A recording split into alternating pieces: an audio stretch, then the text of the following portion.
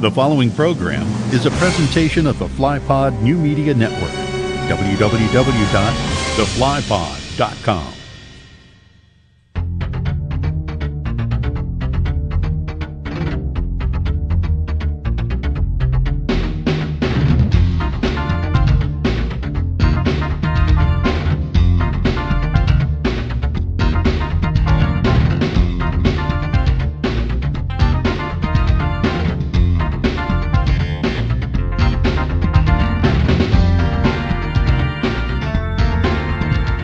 My name is Elbert Lewis, Jr. And I'm Alan McIntyre.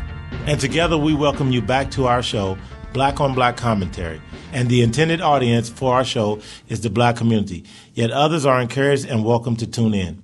Each and every one of us has a unique bias when it comes to change or certain subjects. And I should warn you that the content of our program episodes is probably unlike anything you've heard coming out of the Black community. Again, I'd like to welcome you back and encourage you to keep an open mind and think for yourself. If you're not African American, we hope you'll listen in to our show as well. Our program is intended to educate our listeners and provoke serious thought. Each of our episodes will deal with a different topic of importance. Are you ready for some open and honest Black on Black commentary? Great, because it's time we talked. We got a response from our podcast on separatism from a Doug S. Somewhere out there in the great United States.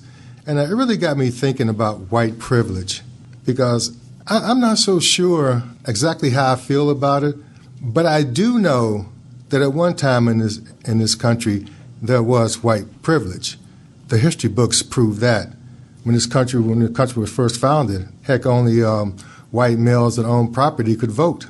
When they were opening up the rest of the country, especially the Great Plains, the massive land giveaways, resulted in people fresh off the boat from Europe moving in and establishing themselves as property owners. Of course, slavery, that's the ultimate white privilege, owning another individual. After that, segregation, the separate but equal, all the phases that we've gone through could be construed as situations of white privilege. But now, in this day and age, I'm not so sure. So I'm kind of curious. Before I go too far, I want to get your stand on just exactly what white privilege is and if indeed it does exist. Well, I would agree with you that it's definitely a historical fact. You would be hard-pressed to try and make an argument for it here in 2015. I mean, many black people will say, well, I can't change the color of my skin. I can't hide that. Therefore, if somebody wants to discriminate against me, it's easy for them to do that. That's true. But that's only if you're working under the assumption that there's many people out there that are looking to discriminate against you. I think as Americans, especially on the heels of, electing a black president, we pretty much accept people for who they are, what they're capable of, and how they treat us. And that's most people. Yes, I think most that white most people, I should say, white people, black people, I think most human beings are of that state of mind. We're intelligent enough, we're educated enough to know that, my neighbor, regardless of their color or complexion, they're just another human being, and we got to treat them with the same respect that we would want to be treated with. So I don't fear personally if I'm walking into a situation where I might be the only black guy that I might suffer as a result of that. So if I'm going out soliciting business or something like that, because I think people are genuinely interested in, let's say, doing the right thing. I don't think people wake up and look to discriminate unless they're just an absolute racist. And I don't know about you, but as for me, I really can't recall the last time I've experienced racism, that I've been called the N-word or that I feel as though I was denied something as a result of my color or something like that. As a matter of fact, as I go throughout my life day to day, I'm very happy with the state of America and how I'm treated by strangers and individuals as I go throughout my my daily travels. How about you? Well, this is a nice segue. You said by most people, and I think what the perception of white privilege is really white preference. And that, to me, is just basic human nature. we as human beings have a natural affinity to people who look like us, talk like us, who eat the same foods, go to the same church, belong to the same clubs. And I think that doesn't make white people terrible people. Right. But I do think there is a racial preference. And as human beings, we all have our circle of family and friends that we're comfortable with. And sometimes it's not racial animus that prevents you from stepping outside their circle. It's just personal preference. It's a comfort zone. I know I feel it at times, and I'm sure that the average white person feels it. But I think there is a group of people who somehow perceive that as being an extension of racism, which is greatly overblown. Right, I'm there with you. I don't think that is an example of racism or white privilege or anything like that. But I can honestly say that what draws me to an individual and what I look for in an individual is I literally every day I'm looking for people that are like-minded. Right. That is my first thought. My first honest thought is I want to be around people that are like-minded, that have the same values and belief system as me, and that's where I'm comfortable. I give you a perfect example. I have family members that I don't necessarily care to be around. Absolutely. Because their values and their belief system is very different from mine. Yeah, I'm not comfortable around you. I don't want to be around you. I'm going to be offended and maybe even angry because you're going to say something that I deem to be stupid. And I just don't want to be around those types of people that have those types of those types of conversations. For example, my brother recently told me about one of my cousins, and he said that my cousin was talking about how he has this crazy ideology, and we were talking about where did he get this from, because we were all raised the same way by the same people. Mm-hmm. And now he's left the country and come back, and he's going completely off the deep end. And everything is about oppression and race and all this stuff. And this is why I find that to be shocking. You've been in Europe. Now, supposedly in Europe, they claim that people are a little more less racist, so to speak, and that are a little more accepting because, years ago, many blacks went to Europe in order to get acceptance. Right. So I don't understand why he would come back. Well, actually, I do, because I do know that he has been in contact with some Muslims over there in Europe, and he shared some of the things with me that they shared with him.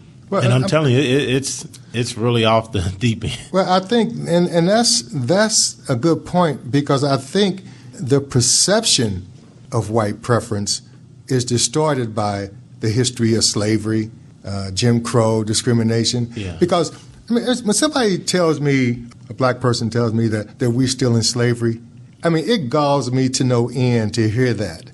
Now, I think if there are people out there, black people, who think they're still in slavery, when we have this environment that we live in, there's so much opportunity, it's just wide open, but you're still sitting there thinking that you're still in slavery.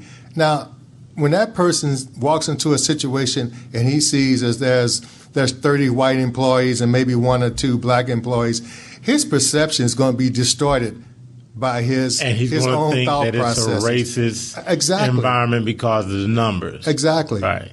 And when I hear people talk, he doesn't. And in a situation like that, I'm sorry, but in a situation like that, you got to take into consideration, for example, like out in Ferguson, they're talking about we don't have enough black police officers. Well, how many black guys apply for the job? Exactly. How many other black guys that applied for the job? How many of them failed the drug test or whatever test? When I heard that they had a majority black population and the elected officials are a vast majority white, and the police department is a vast majority white, I could not feel any sympathy for those people out there. I really can't. Because in this country, you have the opportunity to participate in the political system and determine your own fate. You have the opportunity to get an education as far as you can go and to help determine your own fate.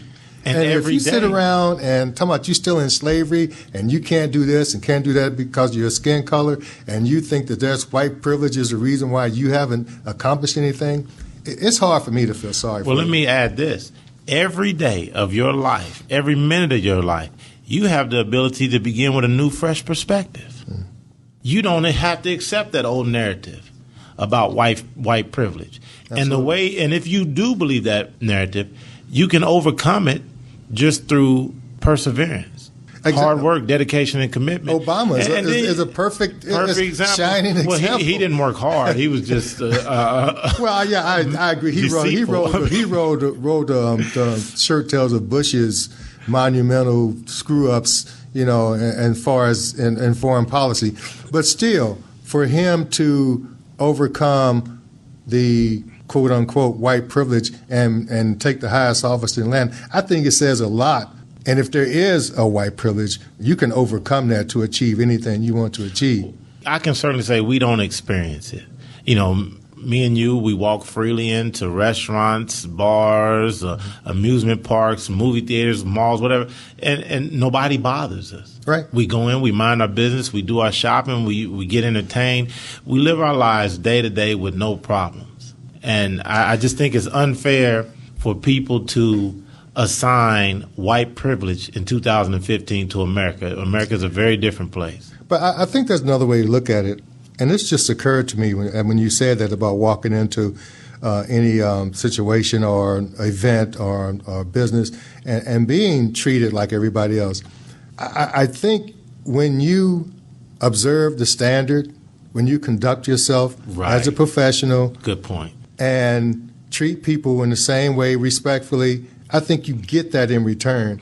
But if you're going to walk in a place when you sagging and bagging and using broken English and you don't know what the hell you're doing or what you want to do, all you know is that you saw somebody else come in there and you think you're going to walk in and demand the type of respect that the other people getting, that's not going to happen. Any black American, in particular any young black American, if they were to listen to this particular episode of this podcast, I think you summed it up right there. The key point is how you conduct yourself. Right. And that determines how you carry yourself, how other people are going to treat you and respect you and view you. Right. That is so key for me, because even in the black community, when I'm throughout my day and I'm moving around throughout the black community, and I see these guys with their pants hanging off their behinds and hats all cock crazy and just all dressed like a clown, I instantly don't have any respect for them. And I have the basic respect I have to have for all human beings and all human life. But beyond that, you don't get any respect. Right. And it's earned. And another thing, as far as privilege is concerned, I think my son was privileged. When I compare he was privileged to have you as a father. Well, thank you for that. But when I compare how I grew up and how he grew up, I feel like he was privileged. He didn't have to worry about having 3 square meals a day. He didn't have to worry about having adequate winter clothing. There was TV, gas and electric was never cut off. There was cars, available. So privilege is something I think that's provided by your family. It's not necessarily something that society grants you, but I think it comes from your family and how they conduct themselves and what kind of life they give you or provide you. Elbert, you talk about your upbringing and how tough it was. It made you a better man. It made you a more sound, solid individual. Well, I thank you for that. But I think it made me see this country in a different light than a lot of people. Like I said before in other podcasts, I don't see how anyone grew up during the Civil Rights era and after and not be enthused about determining your own fate, your own destiny. Absolutely. Because the opportunity is there. And if you, as a black person in this country, feel like someone else is privileged, then you know how to go about changing your life. You know how to provide that privilege for your children and your future generations. It's there for you. Absolutely. And I today you pretty much hit a home run, and I really hope that this particular episode makes it to a lot of young black males and females in today's society, because I think they can learn a lot from this episode. Give it some thought, and together, perhaps we can all ensure our country's future history and have it be something we could be proud of.